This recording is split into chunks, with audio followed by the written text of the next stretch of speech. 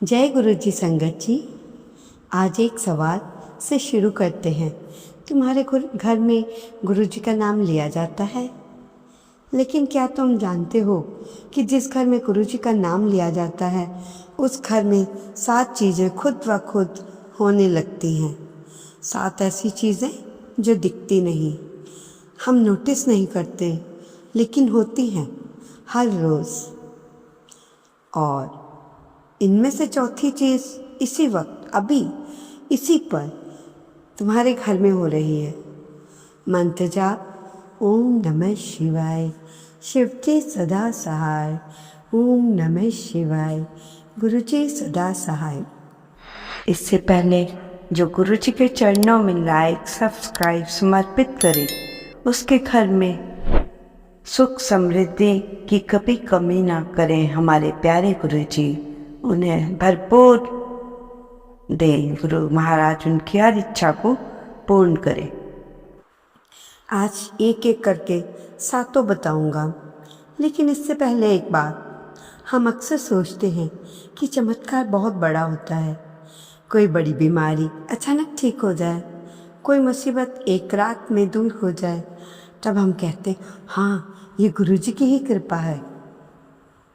लेकिन गुरु जी के असली चमत्कार छोटे होते हैं, इतने छोटे कि हम उन्हें इत्तेफाक समझकर भूल जाते हैं। आज मैं तुम्हें वो 7 चमत्कार बताऊंगा और हर एक के साथ सत्संग सुनाऊंगा। जो सत्संग सुनकर तुम सोचोगे ये तो मेरे घर में भी हुआ था, तब समझना गुरु जी हमेशा से थे, हम देख नहीं पाए। पहला चमत्कार, जिस घर में गुरु जी का नाम लिया जाता है उस घर में लड़ाई तो होती है, लेकिन वो लड़ाई घर को तोड़ नहीं पाती। कोई ये नहीं कहता कि गुरु जी के घर में झगड़ा नहीं होता, होता है। पति पत्नी में होता है, सास बहू में होता है, भाई भाई में होता है, लेकिन जहाँ गुरु जी का नाम है वो लड़ाई रात भर भी नहीं चलती। कोई ना कोई एक कदम पीछे हट जाता है और घर से जुड़ जाता है। बोलिए जय गुरु जी। एक सत्संग सुनाता हूँ। जालंधर के एक परिवार का सत्संग है। पति पत्नी में इतनी लड़ाई कि मामला तलाक तक आ गया। पूरी रात झगड़ा, दोनों ने अलग अलग कमरों में रात बिताई। सुबह तक दोनों ने ठान लिया अब नहीं चलेगा, वकील को फ़ोन करना था। उस सुबह पत्नी रसोई में थी, आंखें सूजी हुई थी, मन भारी था। तभी उनकी 7 साल की बेटी रसोई में आई। उसने अपनी माँ का हाथ पकड़ा और बोली, माँ, आज सुबह मेरे सपने में गुरुजी आए थे। उन्होंने मुझसे कहा अपनी माँ को बोलना सब ठीक हो जाएगा। पत्नी की आंखें भर आई।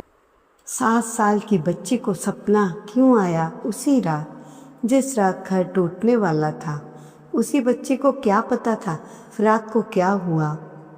संगत जी, वो बच्ची ने जो कहा वो गुरुजी ने कहलवाया था। उस दिन वकील को फ़ोन नहीं हुआ। वो परिवार आज साथ है और जब भी ये सत्संग सुनाते हैं तो उनकी आंखें भर आती हैं। जय गुरु जी। तुम्हारे घर में कभी ऐसा हुआ है बहुत बड़ी लड़ाई लेकिन टूटी नहीं?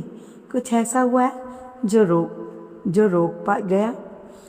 ये पहला चमत्कार था। दूसरा, जिस घर में गुरु जी का नाम लिया जाता है उस घर के बच्चे एक खास मोड़ पर अचानक रुक जाते। आज के बच्चे बहुत दबाव में हैं, दोस्तों का दबाव, सोशल मीडिया का दबाव, गलत रास्ते पे जाने आसान और पता भी नहीं चलता कब कोई उसे गलत रास्ते ले गया और कब निकाल जाता है। लेकिन जिन घरों में गुरु जी का नाम है उन घरों के बच्चे एक ऐसे मोड़ पर अचानक रुक जाते हैं जब रुकना सबसे मुश्किल होता है। एक सत्संग सुनाता हूँ। अमृतसर के एक परिवार में एक बेटा था, 18 साल का, होशियार था, घर में सब खुश थे, लेकिन दोस्त धीरे धीरे उसे गलत रास्ते पे ले जा रहे थे। एक दिन उसके दोस्त उसे एक पार्टी में ले गए। वहाँ शराब थी, बाकी सब पी रहे थे। माहौल ऐसा था कि मना करना मुश्किल। उसने गिलास उठाया, तभी उसे पता नहीं क्या हुआ, उसके मन में अपनी माँ की तस्वीर आई। माँ रोज़ सुबह गुरुजी के सामने बैठती है, रोज़ उसके लिए अरदास करती है। उसकी आंखें बंद रहती हैं लेकिन होठ हिलते रहते हैं। उसने गिलास रख दिया, पार्टी छोड़ दी। घर आकर वो सीधे अपने कमरे में चला गया। माँ को कुछ नहीं बताया, लेकिन रात को वो सो नहीं पाया।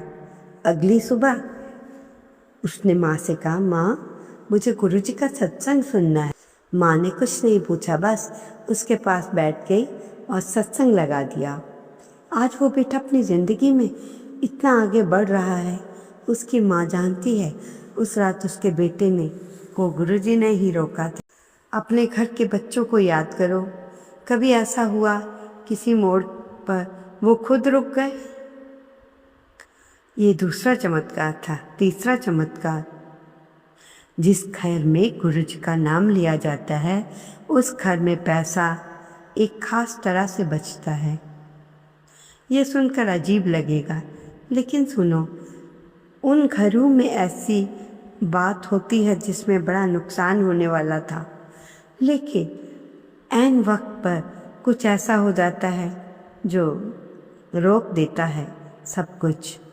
एक सत्संग और लुधियाना के एक सज्जन का सत्संग है। नाम था सुखविंदर जी। छोटा कारोबार। एक दोस्त ने उन्हें एक इन्वेस्टमेंट में पैसे लगाने को कहा। 3 लाख लगाओ, 6 महीने में 6 लाख मिलेंगे। मोहल्ले के 5-6 लोग पहले से ही लगा चुके थे। सुखविंदर जी ने पैसे तैयार कर लिए अगले दिन देने की। उसी रात बिना किसी वजह के उन्हें नींद नहीं आई। वो बिस्तर पर लेटे रहे, करवट बदलते रहे। रात के लगभग 3 बज गए, फिर 4। सुबह उठे थके हुए। बस यूँ उन्होंने गुरुजी का सत्संग लगाया।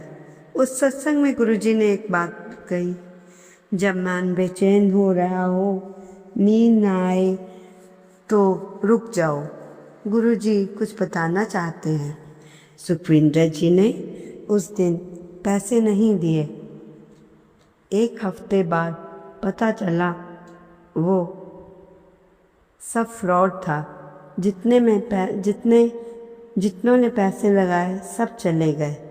उनके 3 लाख बचे। वो कहते हैं उस रात की बेचैनी गुरुजी ने दे दी। पिछले कुछ सालों में कोई एक बार ऐसा हुआ जिसमें नुकसान होने वाला था लेकिन नहीं हुआ। ये तीसरा चमत्कार। अब चौथा।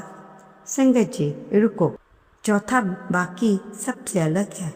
बाकी 3 मैंने बताए, घर नहीं टूटता, बच्चे रुक जाते हैं, पैसा बच जाता है, ये सब गुरुजी करते हैं। लेकिन चौथा चमत्कार अलग है। चौथा चमत्कार ये है, जिस घर में गुरुजी का नाम लिखा जाता है या लिया जाता है उस घर में गुरुजी खुद एक बार ज़रूर आते हैं, किसी न किसी रूप में। ये सुनकर अजीब लग सकता है, लेकिन ध्यान से सुनो। गुरुजी किसी बुजुर्ग के रूप में आते हैं जो अचानक दरवाजे पर आते हैं, सही वक्त पर सही बात कह जाते हैं। किसी सत्संग के रूप में आते ठीक उसी वक्त सुनाई देता है जब सबसे ज़्यादा ज़रूरत थी। किसी अनजान की आवाज़ में आते, जो कुछ ऐसा बोल जाती है जो सब बदल देती है। एक सत्संग सुनाता हूँ। पटियाला की एक औरत थी, उसका नाम था सुमन। पति की नौकरी चली गई, घर में पैसों की तंगी, फीस की तंगी, हर तरफ से बोझ। लेकिन जो बात सुमन को सबसे ज़्यादा तोड़ रही थी वो ये नहीं था। वो बात ये थी कि उन्हें लग रहा था कि गुरुजी सुन नहीं रहे। वे रोज़ अरदास करती, रोज़ सत्संग सुनाती, लेकिन हालात नहीं बदले। और मन में एक सवाल आने लगा जो वो किसी से नहीं बोल पाती। एक रात के करीब 11 बजे बस यूं ही फ़ोन लेकर बैठी थी, किसी मकसद के लिए या बिना मकसद के, और उनकी उंगली एक सत्संग पर रुक गई। उन्होंने सोचा बस थोड़ा सुनती हूँ।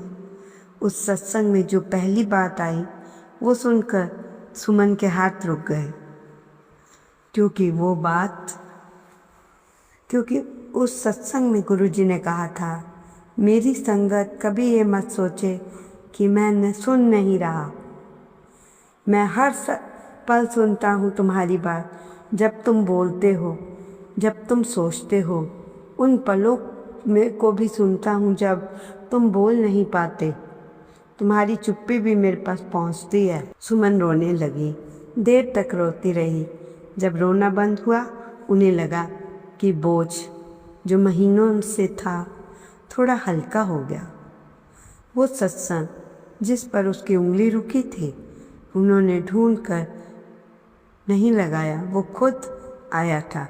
संगत जी, ये चौथा चमत्कार और इसी वक्त का हो रहा है। तुम सत्संग सुन रहे हो ना? तुम्हारे मन में भी कुछ था, कोई सवाल, कोई दर्द, कोई परेशानी जो किसी को नहीं बताई, और तुम यहाँ तक पहुँचे। ये तुमने ढूंढा नहीं, गुरुजी ने भेजा। आज इस पर तुम्हारे घर में ये चौथा चमत्कार हो रहा है। और पांचवा सुनो, क्योंकि पांचवा और छठा सातवां ये तीनों भी तुम्हारे घर में ही हो रहे हैं।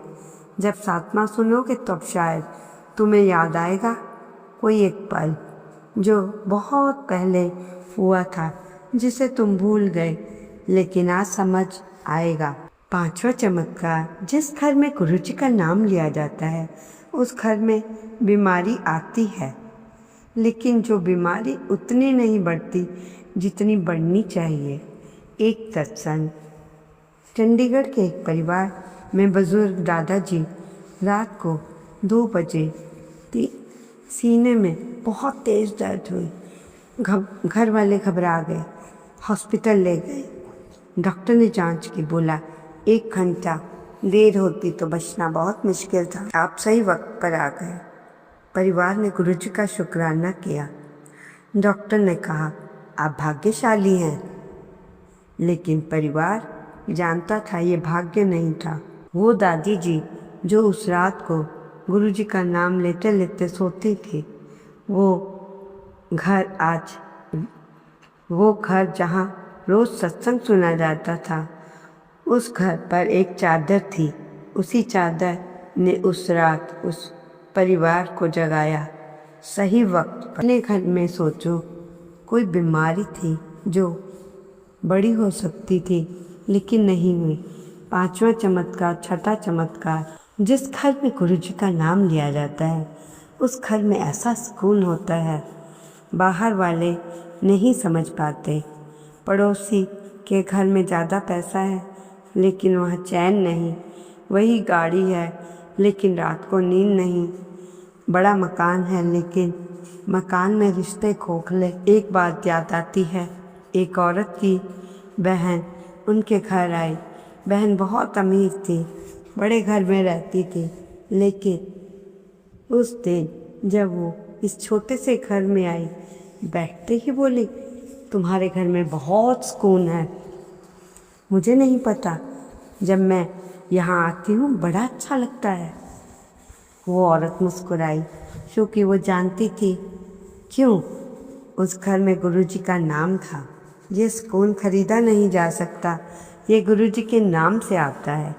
सातवां चमत्कार, जिस घर में गुरुजी का नाम लिया जाता है उस घर में बुरे वक्त में एक ऐसा इंसान आता है जिसके आने की कोई उम्मीद ही नहीं होती। एक सत्संग, एक परिवार था, बहुत मुश्किल दौर में था। पैसों की दिक्कत, घर में तनाव, किसी को पता नहीं आगे क्या होगा।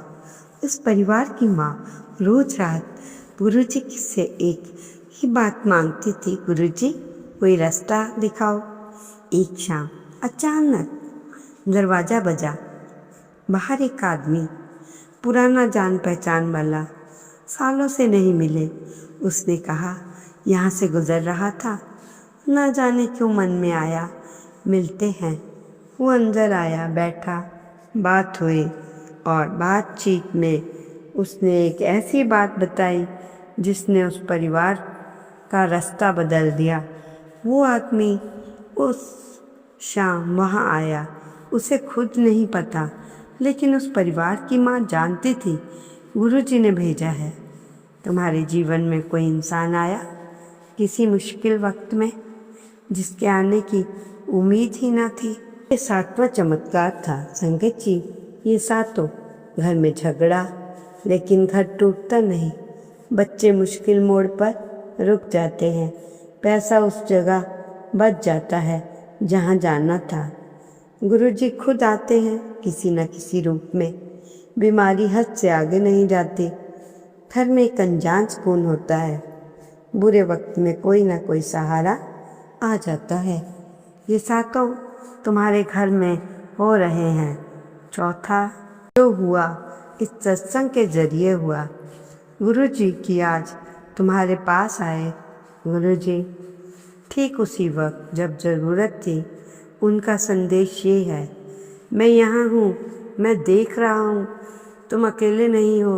आज रात बस एक काम करो, गुरुजी के सामने बैठो, एक काम सुनो ध्यान से, सामने बैठो और 7 चमत्कार के लिए शुक्राना करो। और जो तुम्हारे घर में हो रहा है, जो तुमने देखा है, जो महसूस किया है और जो तुमने कभी नोटिस नहीं किया, क्योंकि जब हम शुक्राना करते हैं गुरुजी देते हैं और जो पहले से हो रहा है वो और बड़ा होता है। जय गुरुजी, शुक्राना गुरुजी, अनंतम अनंतम शुक्राना।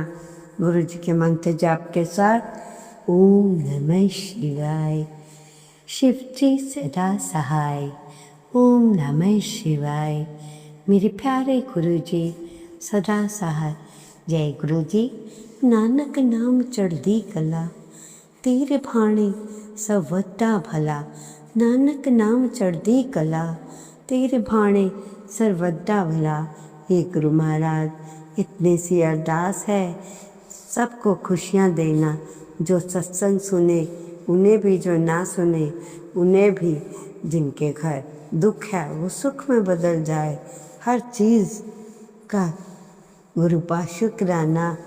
ओम नमः शिवाय। शिव जी सदा सहाय। ओम नमः शिवाय। गुरु जी सदा सहाय। जय गुरु जी। शुक्राना गुरु जी। अनंतम अनंत शुक्राना।